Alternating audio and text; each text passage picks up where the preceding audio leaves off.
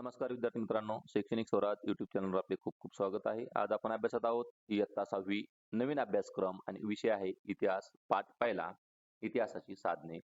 यावर आधारित स्वाध्याय, प्रश्नोत्तरे, कृती व उपक्रम यांचे संपूर्ण मार्गदर्शन या ठिकाणी आज आपण समजून घेणार आहोत. मित्रांनो, तुम्ही नवीन असाल तर चॅनलला सबस्क्राईब करा व बेल आयकॉनला प्रेस करा. बघा, प्रश्न पहिला स्वाध्याय. प्रश्न अ, दिलेल्या पर्यायांपैकी योग्य पर्याय निवडून विधाने पूर्ण करा. वर्धमान महावीर यांची शिकवण टिंबटिंब या ग्रंथातून मिळते. याचं उत्तर आहे पर्याय क्रमांक क, आगम साहित्य. भारतीय इतिहासाची सर्वात प्राचीन साधने म्हणजेच वेद होय. योग्य जोड्या लावा. अ गट आणि ब गट. लिखित साधने याच्यामध्ये परकीय प्रवाशांनी लिहिलेले प्रवास वर्णने, आणि भौतिक साधने यामध्ये नाणी, शस्त्रास्त्रे इत्यादी, आणि मौखिक साधने म्हणजे लोकगीते या पद्धतीने. प्रश्न दुसरा अ, संकल्पना चित्र पूर्ण करा. इतिहासाची साधने 3 साधने आहे: मौखिक, भौतिक आणि लिखित. चित्र कोणत्या साधन प्रकारात मोडते ते लिहा. बघा, हे वेरूळचं कैलास लेणे आहे, तर हे जे चित्र आहे तर ते भौतिक साधने, वास्तू किंवा लेणी या स्वरूपामध्ये मोडते. त्यानंतर ही नाणी आहेत, ही सुद्धा भौतिक साधनेमध्ये मोडतात. आणि शिलालेख आहे, हे लिखित साधने आपण याला म्हणतो. दगडावरती लिहिलेला लेख म्हणजे शिलालेख. मित्रांनो, तुम्हाला व्हिडिओ आवडत असेल तर लाईक करा, नवीन असाल तर चॅनलला सबस्क्राईब करा व बेल आयकॉनला प्रेस करा. खाली प्रश्नांची थोडक्यात उत्तरे लिहा. लिखित व मौखिक साधनामधील फरक स्पष्ट करा. इतिहासाच्या लिखित व मौखिक साधनातील फरक. लिखित साधने आणि मौखिक साधने. लिखित साधने मानवाने लिहून ठेवलेल्या ऐतिहासिक मजकुराला किंवा साहित्याला लिखित साधने म्हणतात. तर मौखिक साधने म्हणजे पिढ्यानपिढ्या तोंडी स्वरूपात जतन करून ठेवलेल्या साहित्याला मौखिक साधने असे म्हणतात. लिखित साधने ही कागदे, ताम्रपट, शिलालेख, ग्रंथ किंवा इत्यादी स्वरूपात उपलब्ध असतात. तर मौखिक साधने ही ओव्या, लोकगीते, पोवाडे, म्हणी व कथा इत्यादींच्या स्वरूपात उपलब्ध असतात. लिखित साधने यांचे मूळ स्वरूप लेखी स्वरूपात सुरक्षित राहते, आणि मौखिक साधने या साधनांचा कोणताही लिखित पुरावा मूळ स्वरूपात उपलब्ध नसतो, ती स्मरणाच्या आधारे जपली जातात. प्रश्न दुसरा, भौतिक साधनांची नावे सांगून त्यांच्या इतिहासाच्या अभ्यासातील महत्त्व विशद करा. तर भौतिक साधने वस्तू स्वरूपातील साधने, नाणी, भांडी, हत्यारे, शस्त्रास्त्रे, दागदागिने, खेळणी इत्यादी. वास्तू स्वरूपातील साधने गुहा, लेणी, मंदिरे, किल्ले, राजवाडे, स्तूप, घरे इत्यादी.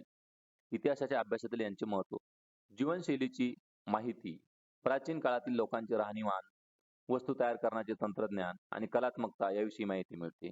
आर्थिक स्थिती, जुनी नाणी, वापरलेल्या धातूवरून सोने, चांदी इत्यादी त्या काळातील आर्थिक स्थिती व व्यापाराची माहिती मिळते. कालखंड स्पष्ट होतो. इमारती व वास्तूच्या रचनेवरून त्या विशिष्ट काळाचा इतिहास व संस्कृती, स्थापत्यशैली समजून घेण्यास मदत होते. आधुनिक काळातील कोणती साधने भविष्यातील पिढ्यांना इतिहास सांगू शकेल ते लिहा. याचं उत्तर या पद्धतीने आपण देऊया की आधुनिक तंत्रज्ञानामुळे निर्माण झालेली खालील साधने भविष्यातील पिढ्यांना आजचा इतिहास सांगू शकतील.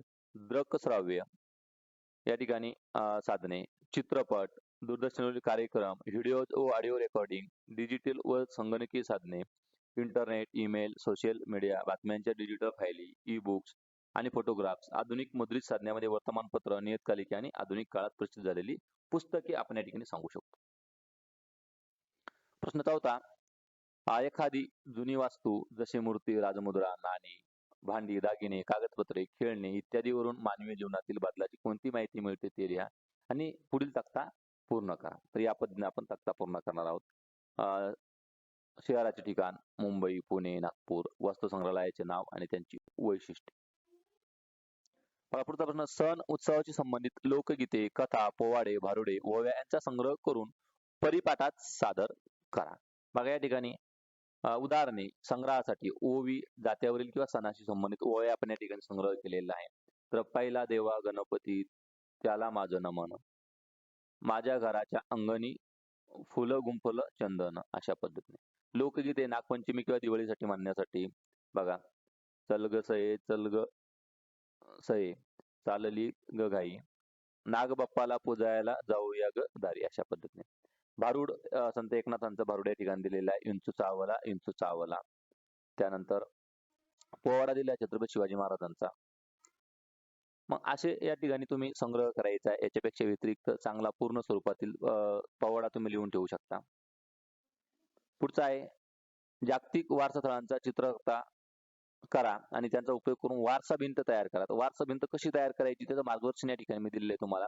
बघा वारसा भिंतीमध्ये काय असावं, चित्रतक्ता व वारसा भिंत मार्गदर्शन तुम्हाला दिलेलं आहे. महाराष्ट्रातील मुख्य वारसा स्थळांची नावे व त्यांची चित्रे जमा करा. उदाहरणार्थ लेणी असेल अजिंठा, वेरूळ, घारापुरी, एलिफंटा, लेणी. किल्ले यामध्ये तुम्ही रायगड, प्रतापगड, शिवनेरी, जंजिरा, सिंधुदुर्ग अशी किल्ले घेऊ शकता. आता प्राचीन मंदिरामध्ये कैलास मंदिर, वेरूळ, छत्रपती शिवाजी महाराज टर्मिनस मुंबई, बीबी का मकबरा, छत्रपती संभाजीनगर आणि नैसर्गिक वारशामध्ये कास पठार सातारा किंवा ताडोबा राष्ट्रीय उद्यान यापैकी कुठलंही एक तुम्ही निवडू शकता. आणि भिंत तयार करताना काय करायचं आहे, चित्रतक्त्यामध्ये चित्रतक्ता कसा तयार करावा तर या ठिकाणी दिलेला आहे. एका मोठ्या चार्ट पेपरवर महाराष्ट्राची ऐतिहासिक वारसास्थळे असे शीर्षक द्या आणि किल्ले, लेण्यांची व मंदिरांची चित्र चिटकावा त्यावरती. प्रत्येक चित्राखाली त्या ठिकाणाचे नाव, जिल्हा आणि थोडक्यात वैशिष्ट्य लिहायचं. वारसा भिंत तयार करताना त्यामध्ये काय आवश्यक आहे, तर वर्गातील एका भिंतीला वारसा भिंत असे नाव द्या. विद्यार्थ्यांनी तयार केलेले सर्व चित्र, तक्ते व ऐतिहासिक माहिती त्या भिंतीवर प्रदर्शित करा. अशा पद्धतीने तुमचा हा जो उपक्रम आहे हा पूर्ण होणार आहे. मित्रांनो, तुम्हाला अभ्यासासाठी खूप खूप शुभेच्छा. तुम्ही नवीन असाल तर चॅनलला सबस्क्राईब करा व बेल आयकॉनला प्रेस करा. तसेच हा व्हिडिओ मित्रांना सुद्धा शेअर बघा. मराठवाडा मिलिटरी लँडस्केप या नावाने जाहीर केलेल्या 12 किल्ल्यांची आंतरजालाच्या मदतीने नावे शोधा. याच्यामध्ये किल्ल्यांची नावं आहे ती आपल्याला शोधायची आहे. बघा सुरुवातीला आपल्या ठिकाणी साल्लेर, म्हणून त्याला आपण हे करणार आहे. कोणकोणते साल्लेर, शिवनेरी, रायगड, सुवर्णदुर्ग, पन्हाळा, विजयदुर्ग या पद्धतीने बघा. शिवनेरी, सुवर्णदुर्ग, पन्हाळा, विजयदुर्ग, या ठिकाणी सिंहदुर्ग, विशाळगड, लोहगड, प्रतापगड, राजगड, जिंजी बघा. आता राहिलेली किल्ले या ठिकाणी सिंधुदुर्ग, विशाळगड यांची यादी पण आपण या ठिकाणी घेतलेली आहे. मित्रांनो, हा संपूर्ण व्हिडिओ तुम्हाला कसा वाटला नक्की कळवा. आवडला असेल तर लाईक करा. तुम्ही स्वतः नवीन असाल तर चॅनलला सबस्क्राईब करा व बेल आयकॉनला प्रेस करा. बघा तुमच्या गावाजवळील किंवा जिल्ह्याजवळील संग्रहालयाला भेट देऊन त्याचे अहवाल लेखन करायचं आहे. तर बघा अशा पद्धतीने अहवाल लेखन आपण केले. उपक्रम आहे संग्रहालयाची भेट व अहवाल लेखन. मग त्या ठिकाणी लिहायचं उपक्रमाचे नाव, वस्तू संग्रहालयाला दिलेली भेट आणि त्याचे अहवाल लेखन हे उपक्रमाचं नाव आहे. विद्यार्थ्याचे नाव इथे तुम्ही स्वतः तुमचे नाव टाकायचं आहे. इयत्ता 6वी शाळेचे नाव तुमच्या शाळेचं नाव टाकायचं आहे. भेटीचा तारीख किंवा दिनांक, ज्या तारखेला तुम्ही भेट दिली त्या दिनांक या ठिकाणी टाकायचा आहे. आणि पुढे असेल तुमचं संग्रहालयाचे नाव व ठिकाण. संग्रहालयाचे नाव उदाहरणार्थ छत्रपती शिवाजी महाराज वस्तू संग्रहालय. आता ठिकाण टाकताना तुमच्या गावाजवळील किंवा शहराजवळील जिल्ह्याचं नाव या ठिकाणी टाकायचं आहे तुम्ही. भेट देण्यामागचा उद्देश या ठिकाणी आपण लिहायचा आहे.